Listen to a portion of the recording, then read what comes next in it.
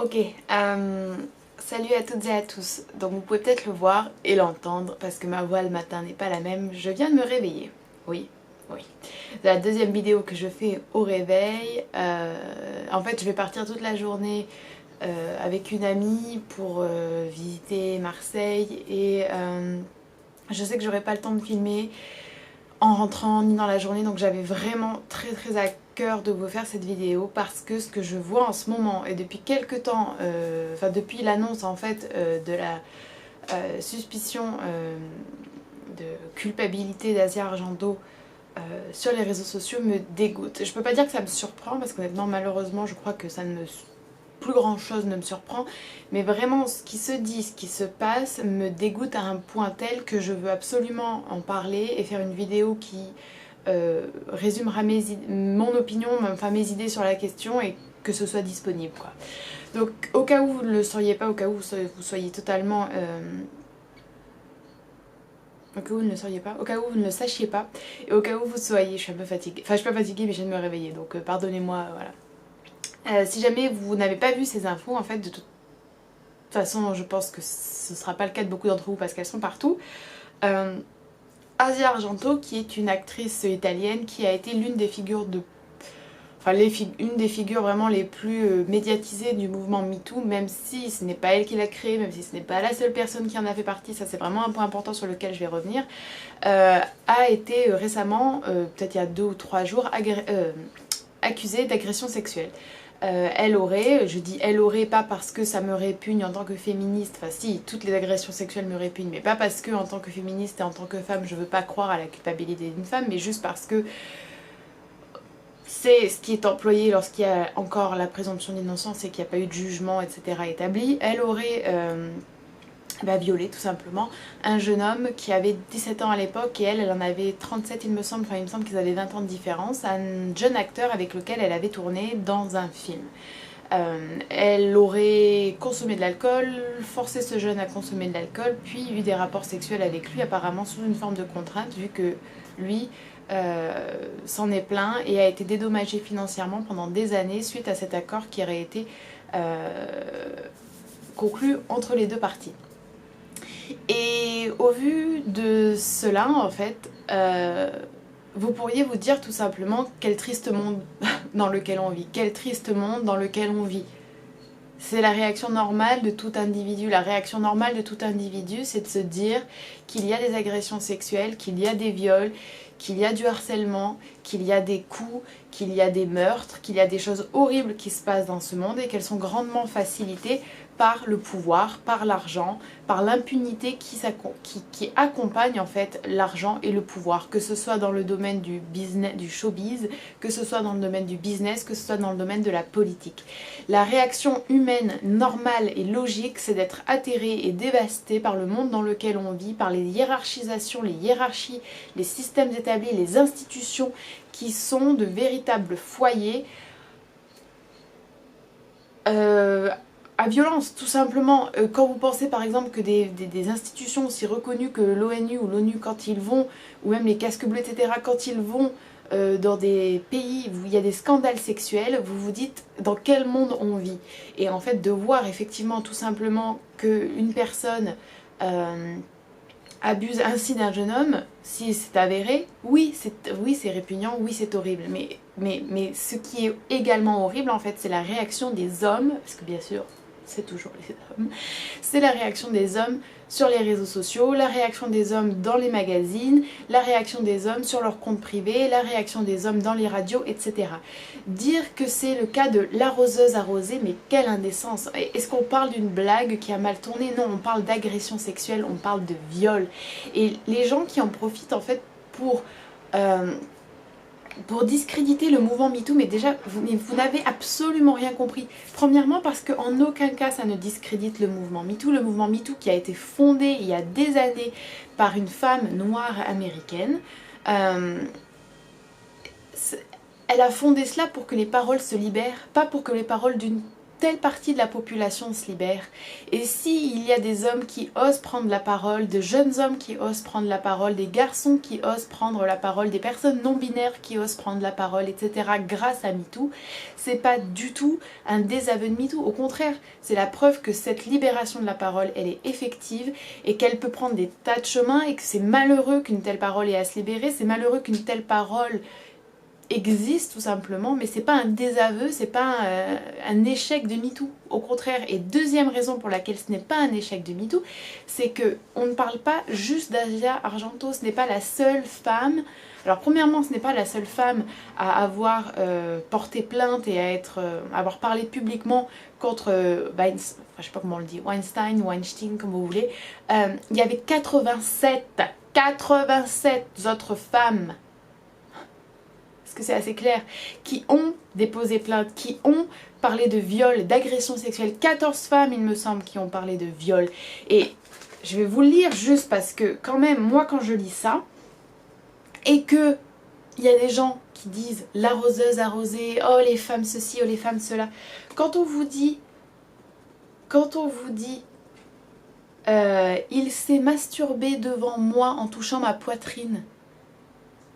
Quand on vous dit j'ai dû le repousser avec un tesson de verre. Quand on vous dit il m'a forcé à pratiquer du sexe oral.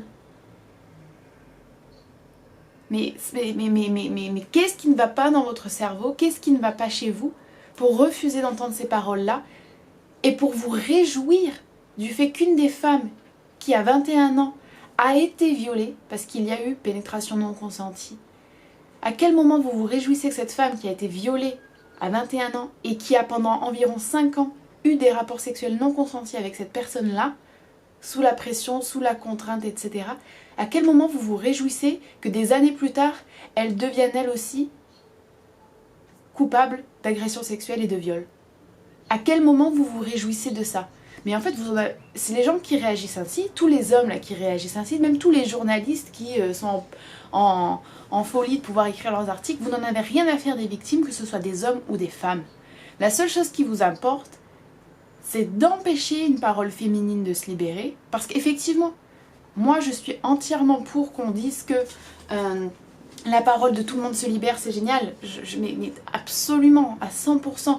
Moi je pense qu'il faut que les hommes puissent parler plus ouvertement, plus librement des violences sexuelles qu'ils subissent, des violences psychologiques qu'ils subissent, de toutes les violences qu'ils subissent.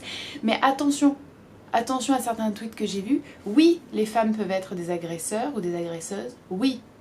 C'est pas qu'une question de genre, c'est surtout une question de pouvoir. La réalité c'est que le pouvoir est extrêmement genré, et que la répartition des pouvoirs entre le genre masculin et le genre féminin, elle est très inégale. Donc effectivement, de toute manière, à partir de ce moment-là, l'équation est un peu biaisée. Mais j'ai pas envie, je suis désolée, mais moi je peux pas accepter qu'on dise, qu'on en vienne à dire qu'en fait c'est les hommes et les femmes dans le même bateau. Non, non, parce que l'écrasante majorité des victimes de violences sexuelles, l'écrasante majorité des victimes de viol, l'écrasante majorité des victimes de harcèlement, ce sont des femmes. Ce sont des femmes. Donc bien sûr qu'il y a des hommes. Il ne faut pas les invisibiliser, il ne faut pas leur enlever le droit à la parole, c'est pas ça que je suis en train de vous dire. Mais l'incroyable, l'écrasante majorité des victimes, ce sont des femmes. Et ces journalistes et ces hommes, en fait, refusent tellement que cette parole des femmes soit entendue, qu'ils sont prêts à totalement déshumaniser et oublier une victime masculine pour uniquement se réjouir du fait qu'une femme a agressé. Comme si en fait en étant agresseuse ou agresseur, elle pouvait pas être victime. Mais ces gens-là n'ont même pas... Vous savez combien de personnes ayant subi des sévices dans leur enfance ou ayant subi un traumatisme ou une agression deviennent eux aussi des coupables de ce même genre d'action avec le temps? C'est un fait extrêmement courant. C'est déplorable. Je dis pas que ça excuse, je dis pas que... Mais c'est extrêmement courant. Alors oui, c'est moins courant peut-être quand c'est une femme, c'est moins courant de cette manière-là, mais ça se fait, tout simplement, en fait, voilà. Et ce que je trouve quand même aberrant, mais moi vraiment, je sais pas, alors peut-être que je suis trop naïve, mais de se réjouir, parce que c'est de la réjouissance hein, quand même, c'est finalement la roseuse arrosée, le mouvement MeToo, qu'est-ce qu'on en disait, maintenant balance ta pute, mais mais vous croyez où? Enfin, ces gens se croient où? Et j'ai ressorti quand même quelques chiffres et statistiques au niveau des violences sexuelles et des viols en France.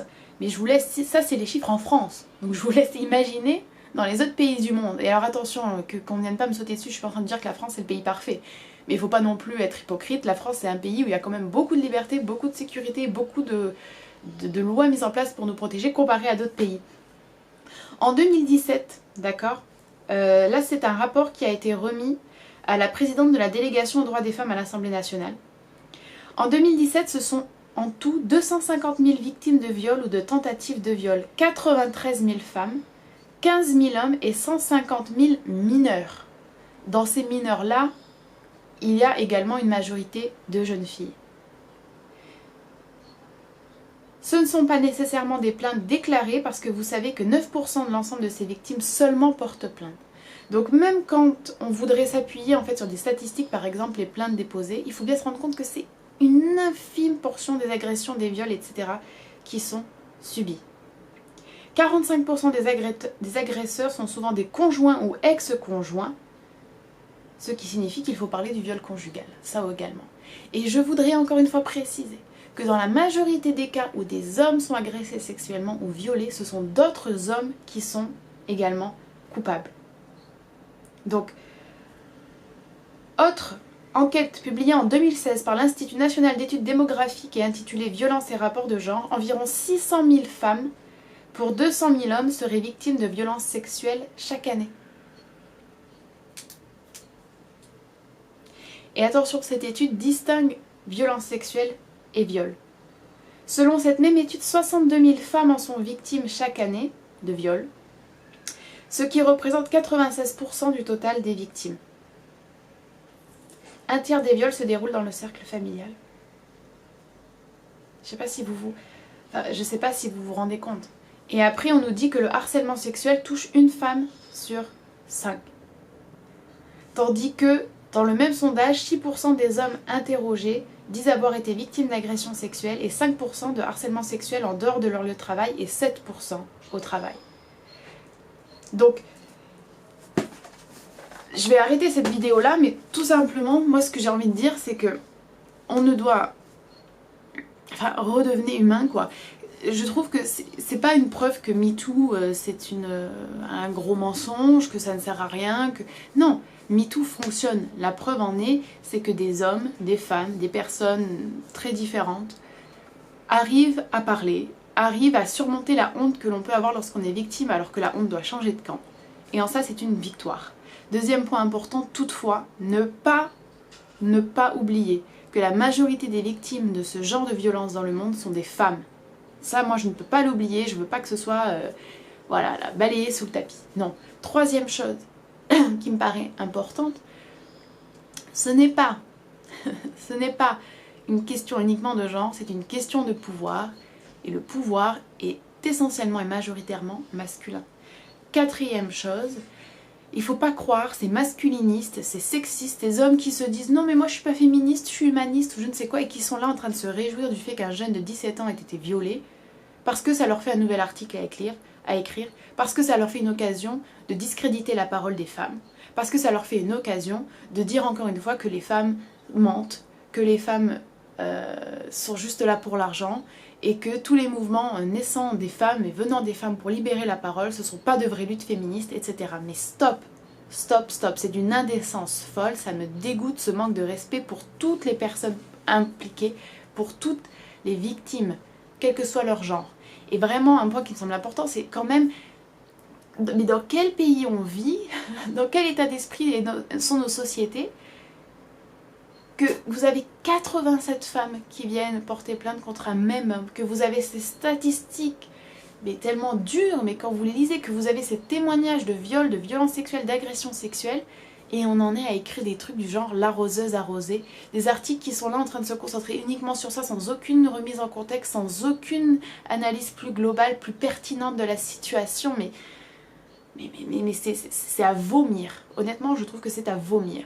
Donc il ne faut pas oublier, invisibiliser la parole de toutes ces femmes qui ont pris tellement de courage pour venir sur les réseaux sociaux, pour venir sur des antennes de télé, de radio, sur des plateaux de télé, dans des livres, même juste en face à face pour dire voilà ce qui m'est arrivé, voilà ce qui m'est arrivé, voilà ce qui m'est arrivé, parce qu'une femme, et c'est sûrement pas la seule, elle aussi a agressé ou elle aussi a violé. Et pour autant, ne sautons pas, comme je l'ai dit, à des conclusions trop hâtives, à des constatations totalement farfelues. Il y a bien quand même une forte inégalité dans la répartition des crimes sexuels et des violences sexuelles. C'est comme ça. Et ce qui me fait quand même assez rire, c'est que les hommes sont les premiers, au vu même de toutes ces statistiques, de dire mais non, pas tous les hommes, nous ne sommes pas comme ça. Et à ne pas supporter qu'on généralise en disant les hommes, pour une facilité de langage que tout le monde comprend, mais par contre, alors qu'une femme contre toutes ces autres femmes, et bien là par contre c'est toutes les femmes, d'accord? On peut généraliser à outrance, il n'y a pas de problème. Donc leur hypocrisie, leur misogynie qui n'arrive même plus à être cachée, dissimulée et qui se fait sur le dos de victimes, même de victimes masculines, qu'ils sont prêts à sacrifier comme ça sans aucun problème, je trouve ça dégueu, ça me donne envie de vomir. Et voilà, il fallait que je le dise, il fallait que ça sorte, il fallait que je réagisse à ça. Voilà, j'espère que cette vidéo vous aura peut-être remotivé pour continuer, pour pas vous laisser abattre et pour avoir quelques éléments de réponse face aux personnes qui pourraient être ravies de ce nouveau retournement de situation pour exposer leur machisme et leur sexisme immonde. Et je vous dis à la prochaine.